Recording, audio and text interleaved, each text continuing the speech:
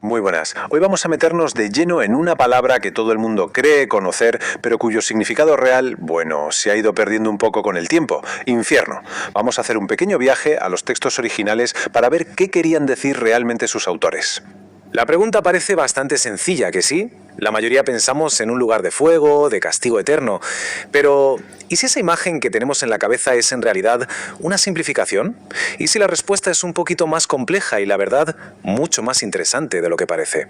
Pues aquí está el meollo de la cuestión. La palabra que hoy en día traducimos como infierno es en realidad una especie de resumen que agrupa 4 conceptos totalmente distintos que encontramos en los manuscritos originales, tanto en hebreo como en griego. Así que vamos a desmontarlos uno por uno.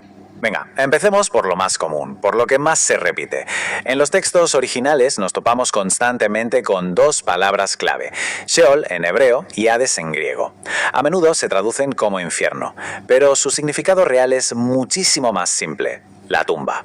Mirad, a un lado tenemos Sheol, del hebreo, al otro Hades, del griego. Son de idiomas diferentes, sí, pero se refieren exactamente a lo mismo, al sepulcro, a la tumba, al simple estado de estar muerto. Nada más que eso.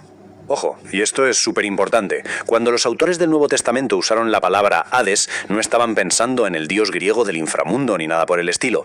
En esa época, Hades era la palabra corriente, la de todos los días, que cualquiera usaba para hablar del sepulcro. Era su forma de decir la tumba. Fijaos en este versículo del Antiguo Testamento. El autor del Salmo utiliza la palabra hebrea original, Sheol, para referirse a eso, al lugar de los muertos, a la tumba.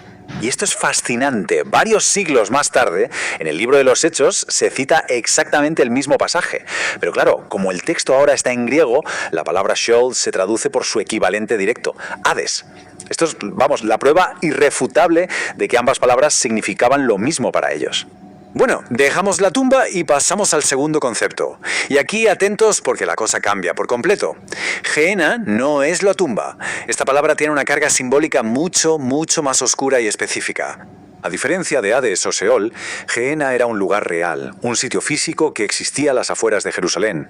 Su nombre en hebreo era Ge-Hinnom, el Valle de Hinnom, y es precisamente la historia de este lugar la que le da todo su poder como metáfora. Este valle tenía un pasado terrible. Para empezar, fue un lugar donde se hacían sacrificios de niños a un dios pagano. Imaginaos, con el tiempo se convirtió en el basurero de la ciudad, un sitio donde la basura ardía constantemente. Por todas estas cosas, acabó siendo el símbolo perfecto del juicio y del castigo de Dios. Así que, para que quede claro, cuando en los textos se habla de Gehenna, no se están refiriendo a la muerte en general, como pasaba con Hades o Sheol. Se refieren a un concepto de juicio, de castigo divino. Y para ello usan la imagen de ese valle maldito que todo el mundo conocía. Vamos con la tercera palabra, que es todavía más específica si cabe. Es con diferencia la menos común de todas, pero su significado es increíblemente concreto.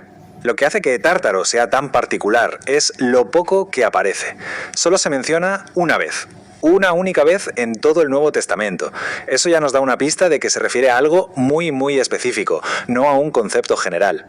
¿Y a qué se refiere exactamente? Pues a una prisión. Pero, cuidado, no a una prisión para seres humanos. El texto lo describe como un lugar de reclusión para un grupo muy concreto. Los ángeles que se rebelaron. Los que no guardaron su dignidad. Aquí pasa algo parecido a lo que vimos con Hades. El autor utiliza un término conocido de la cultura griega para que la gente entienda la idea. No está diciendo que el tártaro de los mitos griegos exista, sino que usa esa palabra para evocar una imagen de una prisión de máxima seguridad, por así decirlo, para estos seres en concreto. Y con estas 3 pistas, la tumba, el valle del juicio y la prisión de ángeles, llegamos al final de nuestra investigación. Entonces, si tenemos todo esto, ¿de dónde sale la palabra infierno? Pues resulta que la palabra que usamos hoy, infierno, viene del latín infernus. Y su significado era muy general, simplemente lo que está debajo o el inframundo. Es un término muchísimo menos preciso que las palabras originales que acabamos de ver. Este resumen lo deja todo clarísimo. Por un lado, Sheol y Hades, que significan la tumba. Por otro, Gehenna, que simboliza el juicio divino. Y finalmente Tártaro, que es esa prisión para ángeles. 4 conceptos, 4 significados que, como se ve, no tienen mucho que ver entre sí. Y aquí está la conclusión de todo esto.